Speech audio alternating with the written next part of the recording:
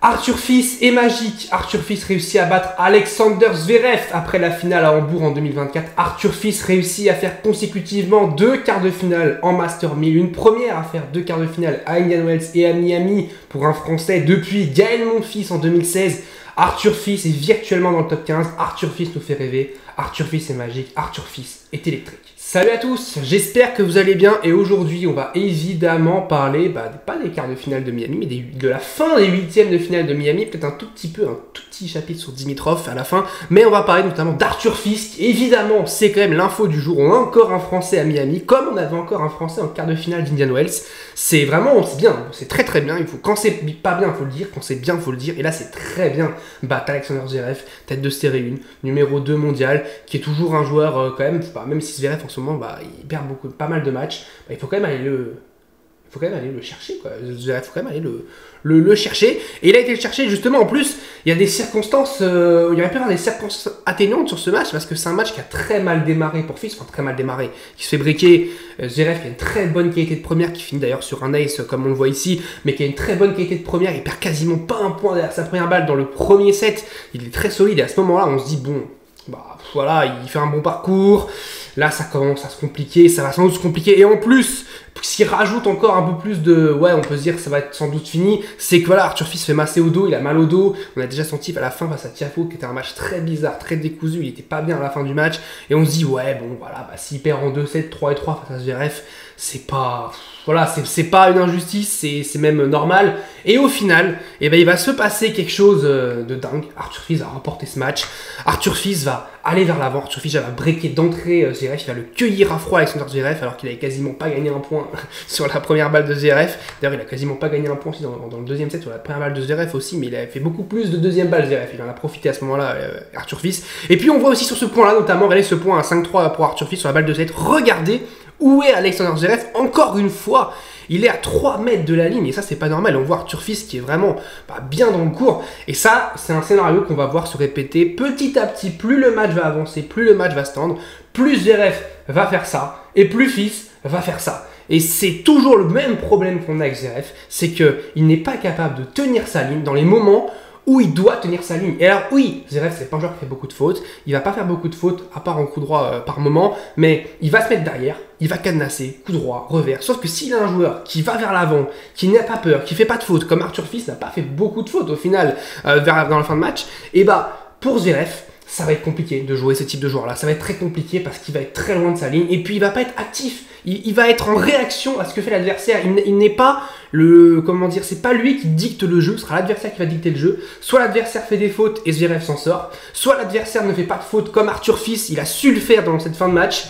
Et voilà, et Zverev va perdre. Et moi j'ai fait une vidéo sur Zverev il y a une semaine, peut-être 2 semaines maintenant, quand il avait perdu au premier tour d'Indian Wells, où on en avait parlé justement de Zverev qui avait perdu ce premier tour. C'était pas normal qu'il perde au premier tour, et j'avais expliqué les problèmes de Zverev et pourquoi il ne serait jamais le numéro 1 mondial, et je continue à le penser. Là il avait une occasion immense de se rapprocher de la première place mondiale. Yannick Sinner n'est pas là pendant 3 mois, là ça va déjà faire 1 mois et demi bientôt qui vont s'écouler, peut-être même bientôt 2 mois, donc voilà. Mais là, je suis vraiment déçu de Zverev. Je parle aussi d'Alcaraz parce que je suis déçu d'Alcaraz. Mais voilà, le circuit change, on vit une transition. Et pour le moment, Sinner, il est tranquille sur son canapé. Et personne vient il sirote un petit peu, il met une glace à la menthe. Et personne ne vient le déranger pour sa première place mondiale. On continue avec Arthur Fils et le point, notamment à 5-3 pour prendre le set. Il va vers l'avant, on voit, il a l'ambition, en tout cas la conviction d'aller vers l'avant. Zverev, il est pris à contre-pied. Deuxième set pour Arthur Fils. Là, c'était une magnifique contre-attaque de Zverev qui a réussi à ravancer un petit peu et à sortir Fils du court, bien joué, pour faire le break. Et à ce moment-là, on se dit bon, ça va être comme comme à Bercy, où Zverev prend le premier set, Fils prend le deuxième, on se dit hey, pourquoi pas. Et puis le troisième set, Zverev fait le break et voilà, s'en sort et remporte le match.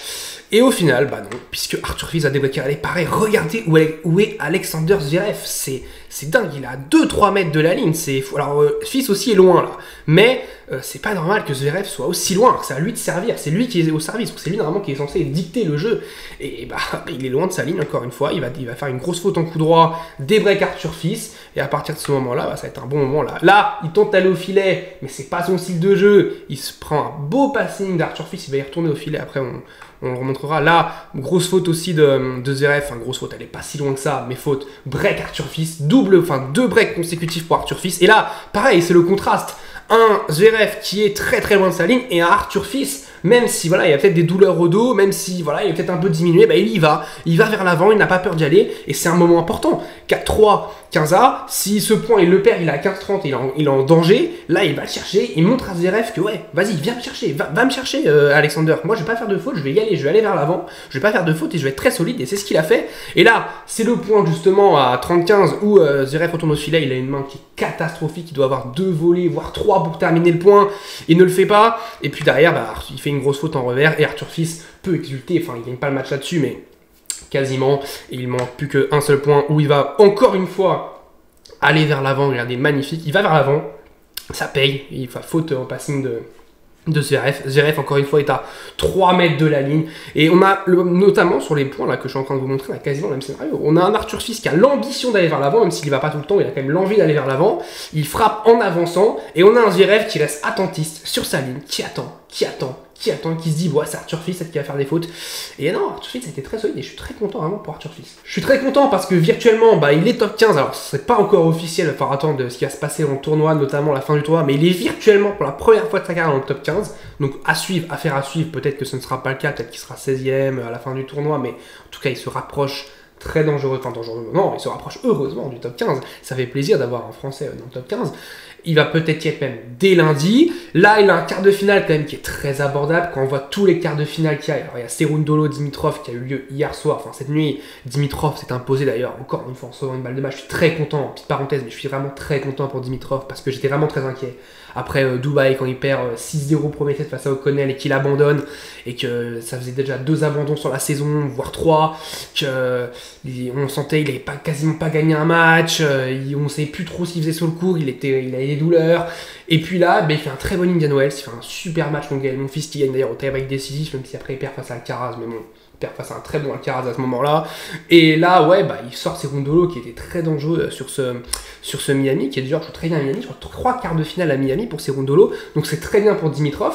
Dimitrov qui attend encore son adversaire parce qu'il aurait dû avoir un autre match, c'est Sebastian Korda, Novak Djokovic, match qui n'a pas eu lieu et qui sera remporté à ce soir entre Novak Djokovic et Sebastian Korda, match très intéressant. Korda qui, s'il a envie de jouer, il a envie de jouer en ce moment, donc on ne sait jamais. Puis Djokovic qui a aussi un petit peu la mentalité du joker, il a retrouvé un petit peu cette arme de vaincre, il a défoncé Lorenzo Musetti. On a évidemment Taylor Fritz qui affronte Matteo Berrettini, match pas évident, Berrettini qui avait un très bon niveau aussi, ça je l'avais dit, je l'avais pris d'ailleurs, c'était dans mes prédictions de début de saison, j'en ai tellement pour l'instant qui sont pas ouf, que quand il y en a une qui est pas mal, je préfère la dire. Donc voilà, on a Berrettini qui est en quart de finale, c'est Taylor Fritz, et puis on a Jakub Mensik, le jeune tchèque, qui joue face à Arthur Fils. Et puis Jakub Mensik n'a pas joué depuis 3 jours, puisqu'il y a eu l'abandon de Thomas Marach, enfin le forfait de Thomas Marach.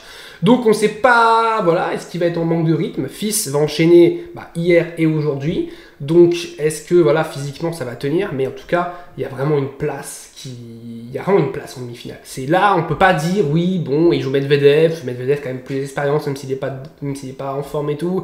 Là, il y a quand même la place, faut le dire, il joue Jakub Mensik, il a une vraie chance d'aller en demi-finale. Il faut pas dire ouais, ça va être compliqué. Oui, ça va être compliqué. Le temps en quart de finale, tous les matchs sont compliqués, mais là, il y a quand même une vraie chance de voir un Arthur Fils, un Français en demi-finale de Master 1000. Et on serait très content, surtout sur un Master 1000 sur 12 jours, donc c'est qu'il y a encore plus de matchs, même si lui a eu un match en moins parce qu'il est bye au premier tour, mais vraiment ce serait vraiment pas mal, vraiment très très bien. Après s'il perd face à Mensik, je vais pas le défoncer, c'est ça aussi qu'il faut faire, c'est que souvent je vois sur les réseaux sociaux dès qu'Arthur Fils perd un match, c'est le surcoté, voilà, c'est ça votre crack français, voilà, Arthur Fils il est nul, Arthur Fils il n'arrivera jamais à rien, bah oui, mais s'il perd un match, il est nul, et s'il gagne un match, il est le roi du monde. Non, c'est pas comme ça, c'est Arthur Fils, voilà, il suit un processus de progression, et là c'est bien ce qu'il fait, faut le dire, c'est très bien ce qu'il fait. Quart de finale à Indian Wells, quart de finale à Miami au minimum, c'est bien. Là il commence vraiment à rentrer dans sa saison parce qu'il n'était pas encore rentré dans sa saison. L'an dernier, pareil, en 2024, il a mis du temps à rentrer dans sa saison. Il est rentré très tard dans sa saison, après Roland Garros, d'ailleurs il est rentré.